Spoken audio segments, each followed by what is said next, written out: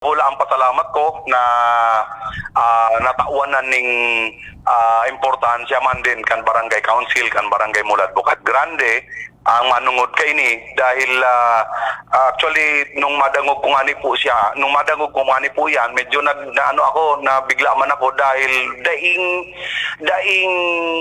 kaming pinaluwas na ano man na resolusyon, ordinansa manungod sa pagtaas. Opo. Pero igwa po kita ang existido ta po na ordinansa sa ngunyan kung mabasihan ta talaga kung ano ang dapat na sundon.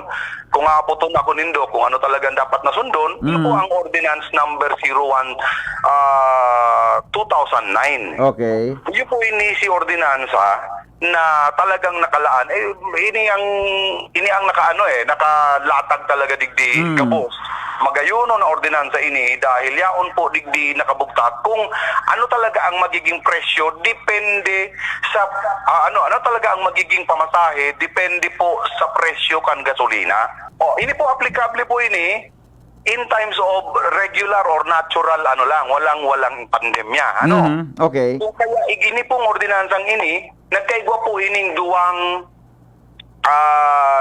ordinansa na kasunod na kung saan ginibukan Sangguniang Bayan ang ordinansa manungod kay itong pag-regulate kay ini kan mga pamasahe kan panahon kan pandemya. Opo. Iyo po ang ordinance number 001/2021 na kung saan nagtalaga po talaga sindaning panibagong fare matrix.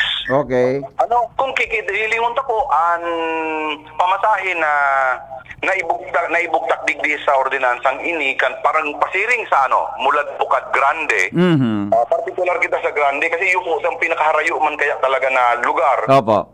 Di sa Muya. Ang kasunod kaya ligaw na eh. So sa Mulad Bukad Grande po, hali sa sentro, pasiring sa barangay, ang regular fare is 50 pesos. Yung discounted fare is 40. Okay. Yung from point of origin naman, hali duman sa kung saan sindahali dyan sa taas, sa Mayon unit, 35 pesos, pabalik po yan sa sentro. Okay.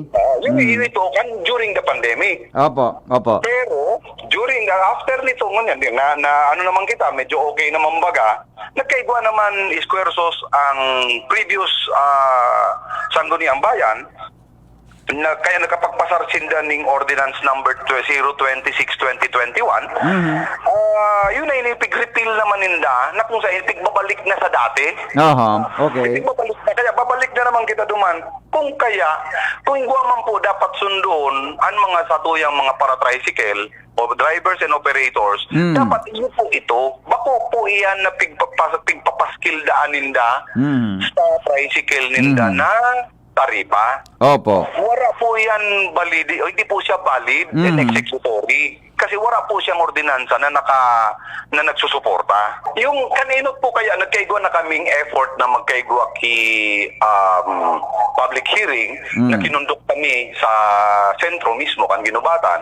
Unfortunately, yung ibang barangay po kaya dahil nakapag-attend. Okay. So pero dakul nag-attender pati ang public pati ang mga taga-toda nag-attender man sinda pero unfortunately dahil talaga nagkasundo dahil of minds. So ang nangyari nagkaigwa kitang kadipisilan in such a way na kung paano ta siya ididiretso sa sanggunian. Ngunyan, nag-schedule kami otro dahil lang nadagos dahil sa mga kaulangan man na ibatang activities na during the past months and nasabayan pa kaining Christmas break. So, sa aga po, igwa kaming sesyon, ipo-formalize na ma-schedule talaga kung nuarin ang pwede tanggibuhon sunod na public hearing para mas mapadali ita po ini dahil kay puha na ini kan sa tuyang mga riding public. Opo. Pero sa ngunyan kung ako po ang haputon mo, dapat itong original na ordinansa, iyo po ito ang dapat ang sunodon. Tama. Kita kitang pwedeng sunodon na na fare matrix. Kasi iyo po ito ang nasa batas. Actually, may point man din talaga kasi po, Sir Henry, ang tricycle operators and drivers natin. Oo. Talagang medyo inikayang presyo sa ngunyan. Bako man lang gasolina ang pigbabasihan pa. Iyo. So, yung pamasahe po talaga. Ako, admittedly, kami man gabos na riding publics, pati mga nakauron ko pong riding publics, admitted man sinda na talagang hababa. Kung mabalik kita duman, ang regular rate po natin to sa between 60 to 70 kitang ngunyan. Ang Mulad Bukag Grande po is 19 pesos. Okay. Oo, sa 19 pesos din po, sa kadakulan din kasi ng tricycle baga. Oo, makabiyahe sinda mga limang balik lang gayon, di ba? Kung ipo-compute ka po, dahil man talaga sinda didilin siya o naman. Iyo. Nag-negosyo baga, dapat may dilin siya man. In fairness with them, kung iyo man lang talaga ito ang babasihan ta, dahil talagang, might as well kung ako ang tricycle driver or operator, dahil na ako mabiyahe. Okay. Nya. So, problema na naman yan. Pag di po sinda nagbiyahe, may problema na naman kitang masunod. Oo, okay. So kaya nga ni po, ngunyan, ang ano ko lang is, status ko muna kita for the meantime na dapat itong kung ano ta. Tawanan ka lang ng lugar na matapos may ining ordinansa na bago. Tapos, dapat mag-cooperate po. Gabos, bigi-imbitaran ko na. Ngunyan pa lang, maski nga yung mayo pang schedule. Ano po? Pako na kami sa sentro mapa-upload ka na public hearing. Para mas ma-accommodate mi gabos na tao na makapag-atender sa barangay na mismo kami. Magayon yan.